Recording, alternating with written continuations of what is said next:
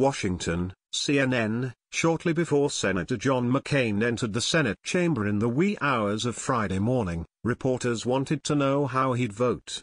He instructed them to watch the show. McCain killed his party's narrowly crafted Obamacare repeal bill Friday not because he was opposed to dismantling the Affordable Care Act, but because he fundamentally believed the process, the lack of hearings, the one-party, closed-door negotiations, the fact that in the end all that Republican senators could agree upon was a shell of the plan they'd promised, was flawed. It was a result that may have been hinted at earlier in the week. Less than 2 weeks after surgery to remove a blood clot revealed McCain had brain cancer, the Arizona Republican, still with a visible scar above his eye, traveled 2,000 miles from Phoenix and returned to a hero's welcome Tuesday in the Senate, where he delivered an epic 15-minute speech that rattled the conscience of the body. "We're getting nothing done, my friends," McCain told his colleagues. "We're getting nothing done." It was a fiery and intense lecture on the shortcomings of bypassing regular order and turning your back on compromise.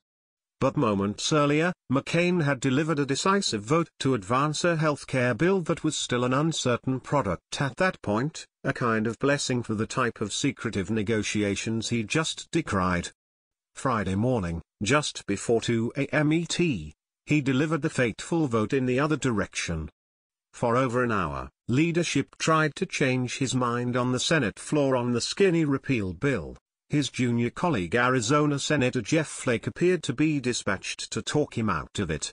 And when that didn't work, Vice President Mike Pence swooped in. Even President Donald Trump called to try a final Hail Mary to sway McCain, a source briefed on the call told CNN.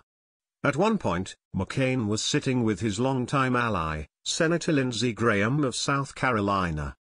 The two were deep in conversation as Graham nodded along. At one point Graham took a call, and the man who just days before had received an outpouring of support from his colleagues on the floor was all alone, with no Republican approaching the veteran senator.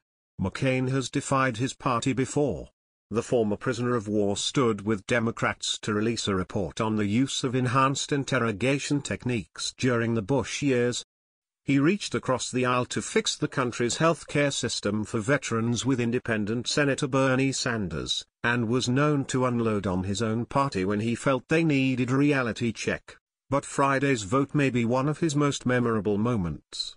In the end, the senator voted against a bill that would have repealed the Affordable Care Act's individual and employer mandates, despised by Republicans, and against his party's 7-year campaign promise to dismantle President Barack Obama's signature legislative achievement. Instead, McCain took a vote that very well may rechart the course of Trump's own legislative agenda. Trump, of course, had insulted McCain back in 2015. "He is a war hero because he was captured," Trump said in a question-and-answer session in Iowa. "I like people that weren't captured, okay? I hate to tell you. He is a war hero because he was captured. Okay, you can have, I believe perhaps he is a war hero." Earlier this week, after McCain's vote advancing the health care bill, Trump was far kinder. McCain promised a show on the way in, and delivered. Reporters and observers in the gallery watched his every movement as he spoke to various senators. At one point, he even huddled with Democrats. As he was speaking to Senate Minority Leader Chuck Schumer and Senator Dianne Feinstein, other Democrats came closer and closer, forming a large half-circle around the former Republican presidential nominee, who, make no mistake, has worked to thwart Democratic ambitions over the years as well. "John McCain is a hero and has courage and does the right thing," Schumer said afterwards. Senator Chris Coons, a Democrat from Delaware, had a feeling even earlier in the day that McCain may be on his side this time. "We had a brief conversation that was intriguing, and then several other senators also had other conversations with him. He was sort of leaving little hints, here and there," Coons said. After the vote, Senate Majority Leader Mitch McConnell lamented the end result, McCain joining Republican holdouts Lisa Murkowski and Susan Collins in ending the Obamacare repeal dream for the moment. "I regret that we are here," McConnell said. "I'm proud of the vote I cast tonight. It's consistent with what we told the American people we'd try to accomplish in 4 straight elections if they gave us a chance." As McConnell lectured his GOP colleagues for failing to uphold their promises to voters to end Obamacare, McCain sat nearby, hands folded in his lap, with Murkowski by his side, as she had been for most of the night. Later, as he got into his car to leave the Capitol, McCain was asked, "Why did you vote no?" He answered simply, "Because it was the right vote."